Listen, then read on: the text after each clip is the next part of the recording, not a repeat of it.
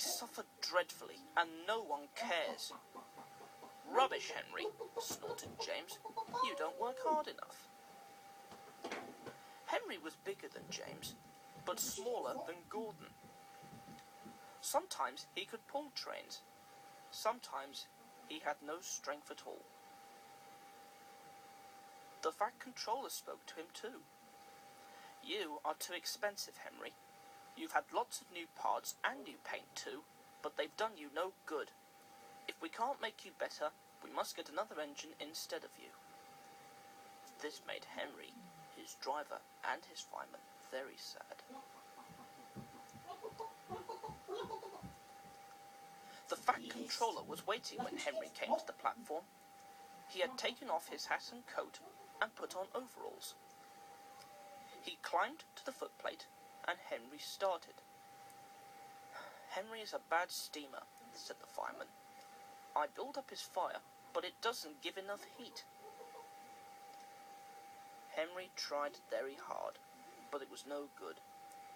He had not enough steam, and they stopped outside Edward Station.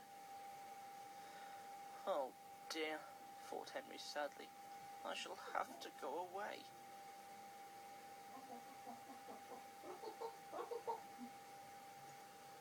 Edward took charge of the train.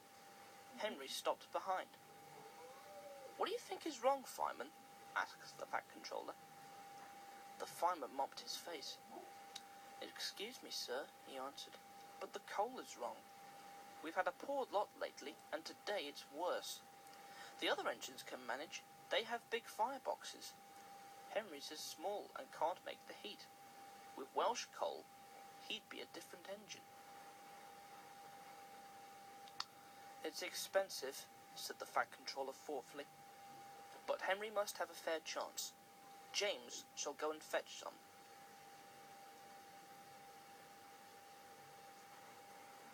When the Welsh coal came, Henry's driver and fireman were excited. "Now we'll show them, Henry, old fellow." They carefully oiled all his joints and polished his brass till it shone like gold. His fire had already been lit, so the fireman made it carefully. He put large lumps of coal like a wall round the outside. Then he covered the glowing middle part with smaller lumps. "You're spoiling my fire," complained Henry. "Wait and see," said the fireman. "We'll have a roaring fire, just when we want it." He was right. When Henry reached the platform, the water was boiling nicely, and he had to let off steam to show how happy he was. He made such a noise that the Fat Controller came out to see him. "How are you, Henry?" "Peep, peep, peep," whistled Henry. "I feel fine." "Have you a good fire, driver?" "Never better, sir, and plenty of steam." "No record breaking," warned the Fat Controller, smiling. "Don't push him too hard." "Henry won't need pushing, sir. I'll have to hold him back."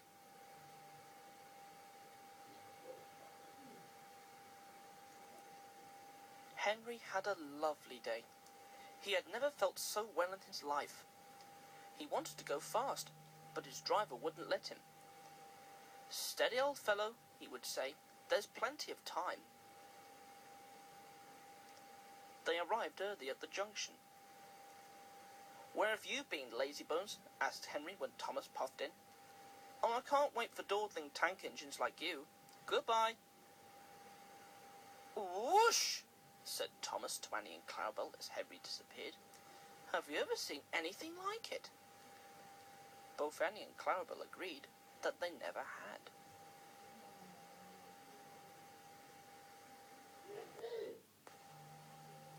The Flying Kipper. Lots of ships use the harbour at the big station by the sea. The passenger ships have spotless paint and shining brass. Other ships, though smaller and dirtier, are important too. They take coal, machinery, and other things abroad, and bring back meat, timber, and things we need. Fishing boats also come there.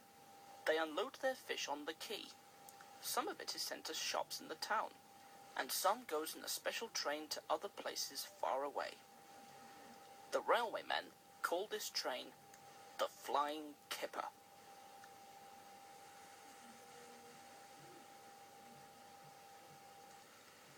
One winter evening, Henry's driver said, "We'll be out early tomorrow.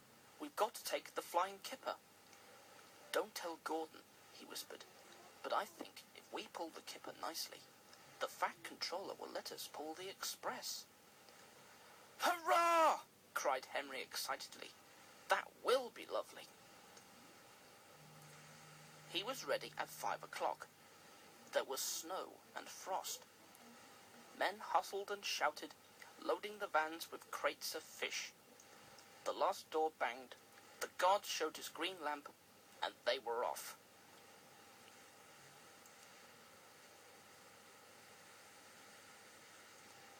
Come on, don't be silly, puffed Henry to the vans as his wheels slipped on the icy rails. The vans shuddered and groaned. Trot, trick, all right, they answered grudgingly. That is better, puffed Henry more happily, as the train began to gather speed. Thick clouds of smoke and steam poured from his funnel into the cold air, and when his fireman put on more coal, the fire's light shone brightly on the snow around.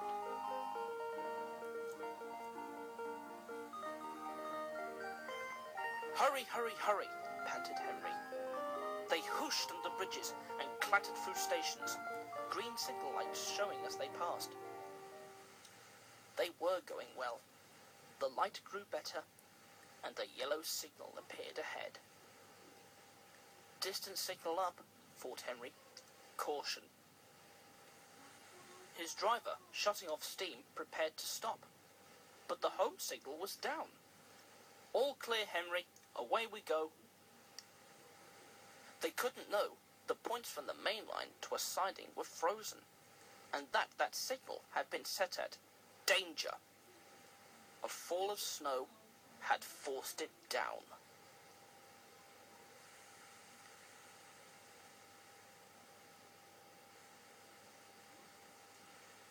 A goods train waited in the siding to let the Flying Kipper pass. The driver and fireman were drinking cocoa in the brake van. The guard pulled out his watch. "The Kipper is due," he said. "Who cares?" said the fireman. "This is good cocoa." The driver got up. "Come on, fireman, back to our engine." "Hey," the fireman grumbled, "I haven't finished my cocoa yet."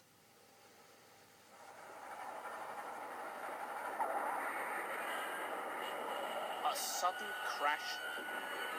The brake van broke. The three men shot in the air like jacks in the box and landed in the snow outside.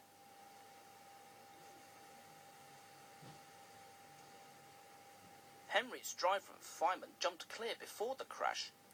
The fireman fell headfirst into a heap of snow. He kicked so hard that the driver couldn't pull him out. Henry sprawled on his side. He looked surprised. The goods train fireman waved its empty mug. "You clumsy great engine! The best cup of cocoa I ever had, and you bump into me and spill it all!" "Never mind your cocoa, fireman," laughed his driver. "Run and telephone the breakdown gang."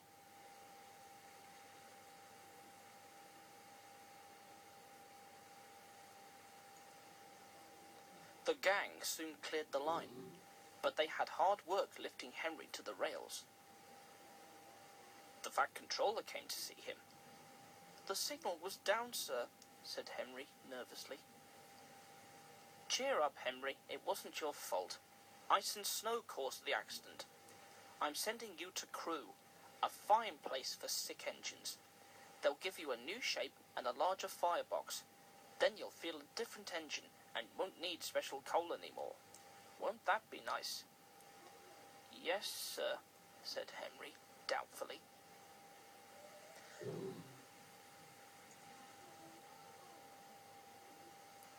Henry liked being at Crewe, but was glad to come home. A crowd of people waited to see him arrive in his new shape.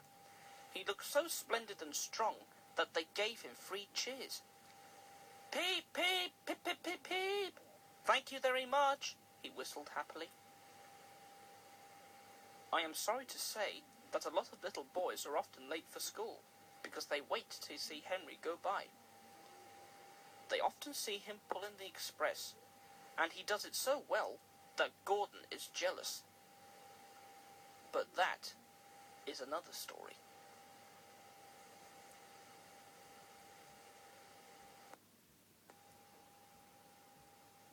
Gordon's whistle.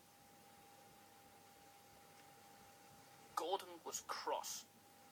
Why should Henry have a new shape? He grumbled. A shape good enough for me is good enough for him. He goes gallivanting off to Crewe, leaving us to do his work. It's disgraceful. And there's another thing. Henry whistles too much. No respectable engine ever whistles loudly at stations. It isn't wrong, said Gordon, but we just don't do it. Poor Henry didn't feel happy anymore. Never mind, whispered Percy. I'm glad you're home again. I like your whistling.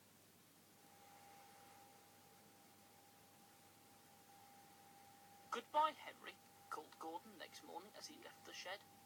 We are glad to have you with us again, but be sure and remember what I said about whistling.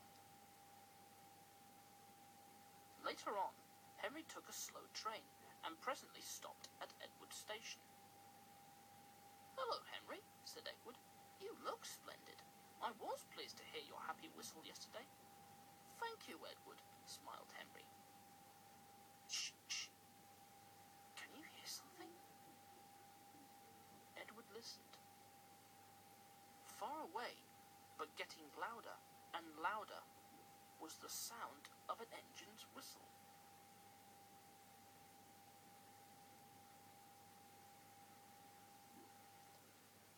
It sounds like Gordon, said Edward, and it ought to be Gordon. But Gordon never whistles like that.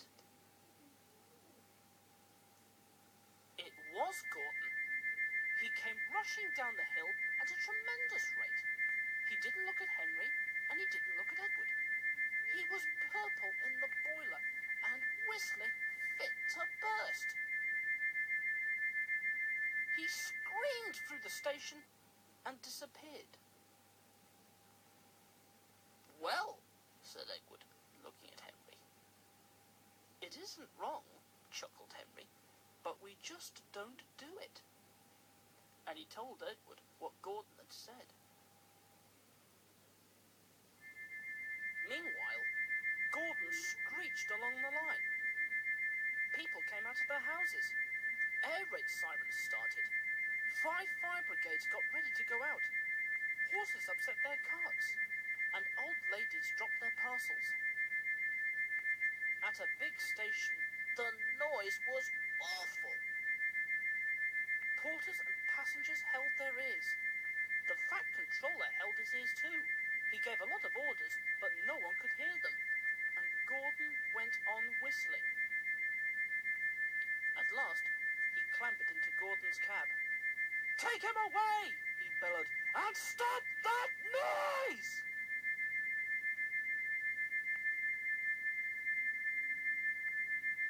Still whistling, Gordon puffed sadly away.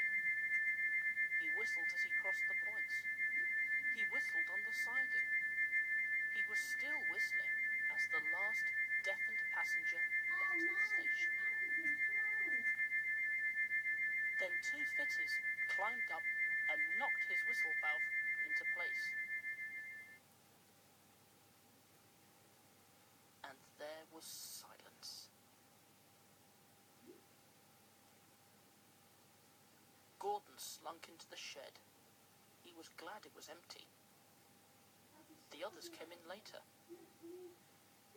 It isn't wrong, murmured Henry to no one in particular, but we just don't do it. No one mentioned whistles.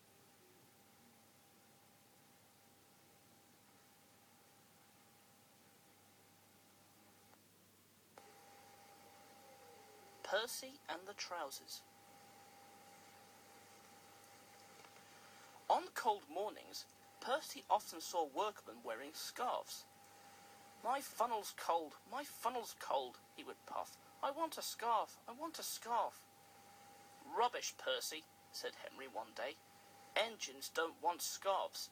"Engines with proper funnels do," said Percy in his cheeky way. "You've only got a small one." Henry snorted. He was proud of his short, neat funnel.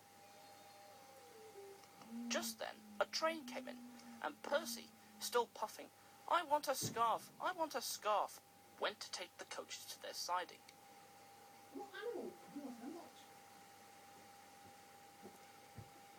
His driver always shut off steam just outside the station, and Percy would try to surprise the coaches by coming in as quietly as he could. Two porters were taking some luggage across the line. They had a big load and were walking backwards to see that none fell off the trolley. Percy arrived so quietly that the porters didn't hear him till the trolley was on the line. The porters jumped clear. The trolley disappeared with a crunch. Boxes and bags burst in all directions.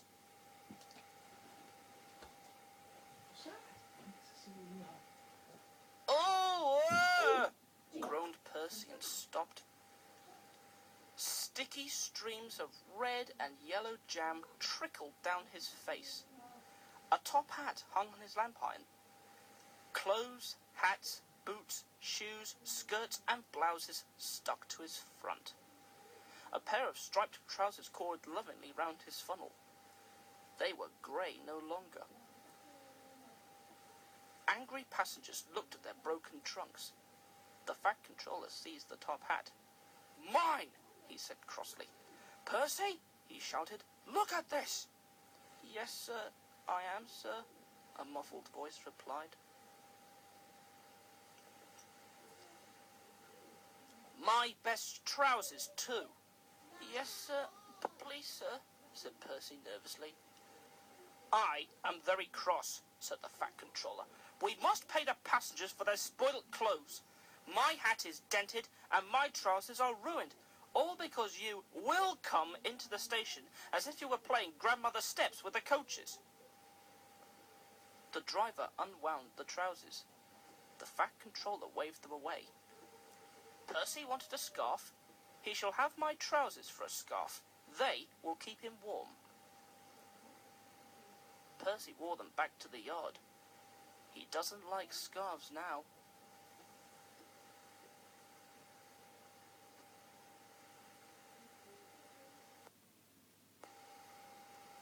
Henry's sneeze. One lovely Saturday morning, Henry was puffing along. The sun shone, the fields were green, the birds sang. Henry had plenty of steam in his boiler, and he was feeling happy. "I feel so well, I feel so well," he sang. Trickety-trock, hummed his coaches. Henry saw some boys on a bridge. "Peep, peep, hello," he whistled cheerfully.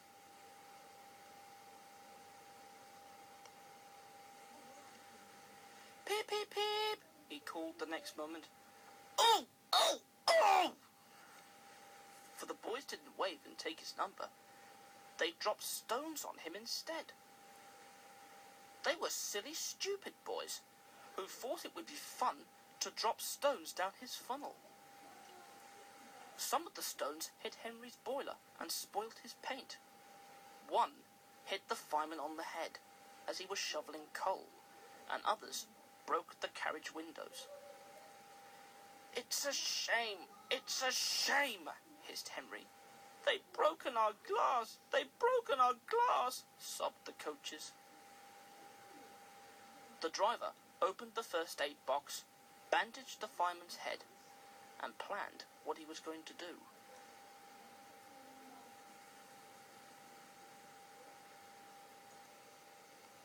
They stopped the train, and the guard asked if any of the passengers were hurt.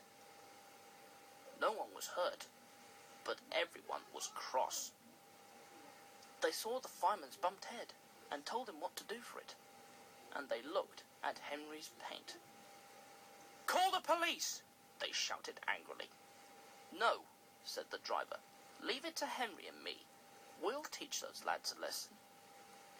"What will you do?" they asked. "Can you keep a secret?" "Yes, yes," they all said. "Well then," said the driver, "Henry is going to sneeze at them."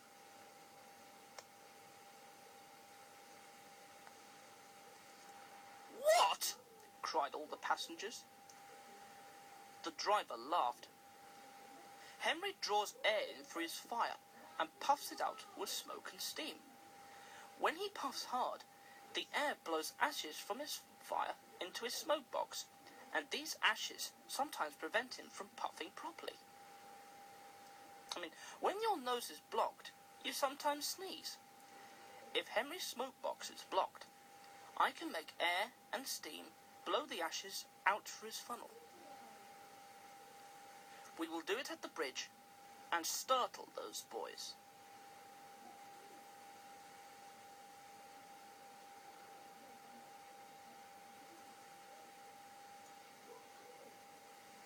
Henry puffed onto the terminus where he had a rest. Then he took the train back. Lots of people were waiting at the station just before the bridge. They wanted to see what would happen. "Henry has plenty of ashes," said the driver. "Please keep all the windows shut till we have passed the bridge. Henry is as excited as we are, aren't you, old fellow?" And he patted Henry's boiler. Henry didn't answer. He was feeling stuffed up. But he winked at his driver, like this.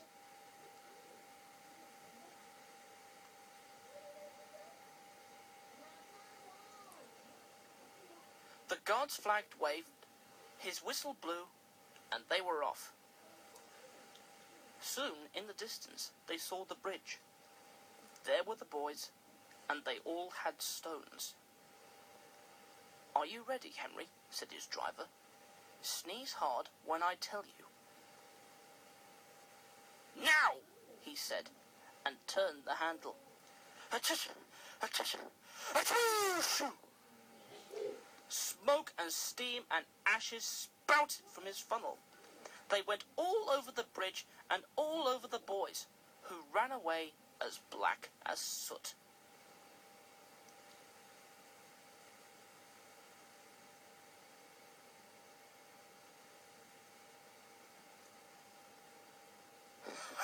"Well done, Henry," laughed his driver. "They won't drop stones on engines again. Your coat is all black, but we'll rub you down and paint your scratches out, and then you'll be as good as new tomorrow." Henry has never again sneezed under a bridge.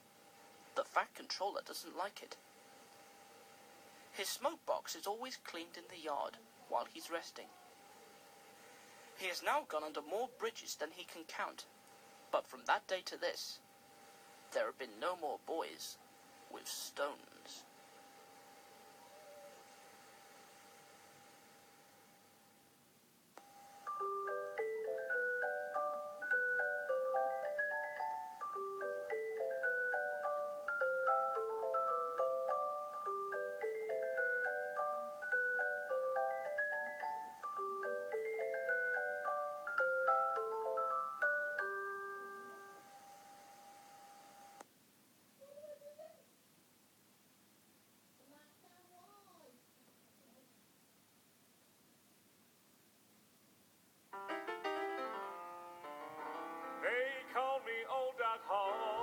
Giving checkups is my trade. There's really nothing to it. You don't need to be afraid. No. That's right, 'cause whether you're a mouse, an otter, or a kangaroo, there's just one little thing that I ask everyone to do. Really? What's that? Everybody say, ah. That's right, my friend, now open wide. Everybody say, ah. Ah. So I can take a look inside. If you're a horse, can you say neigh?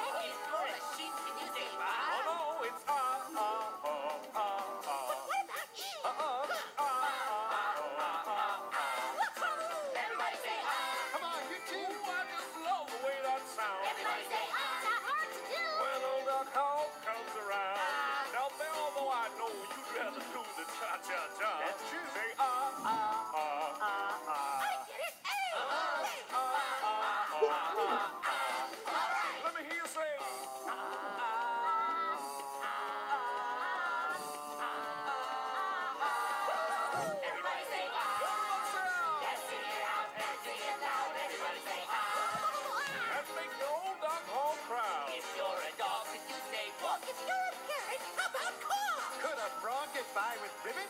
But a donkey tried yeehaw! No way! At Christmas time, before you sing your ha la la la la, everybody say ah ah ah ah